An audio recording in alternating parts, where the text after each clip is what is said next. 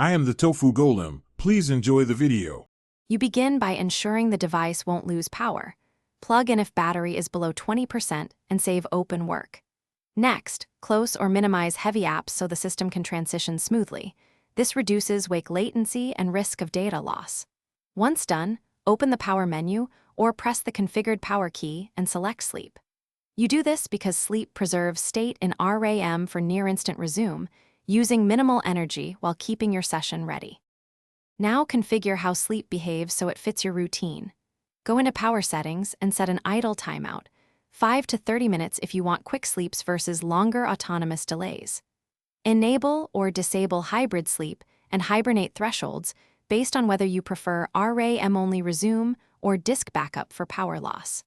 Then review wake timers and disable Bluetooth or network wake if unwanted devices trigger the system. These steps control reliability and battery drain while preserving convenience.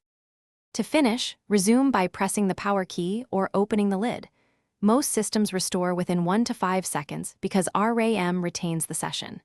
If the system does not wake, first force a restart and check power management drivers and BIOS sleep mode settings. Make sure fast startup isn't interfering, update device drivers, and test peripherals individually. USB devices commonly cause unwanted wakes. Use these troubleshooting moves to diagnose and fix failures, so sleep mode works reliably every time. Thanks for watching. Consider subscribing if we helped you today.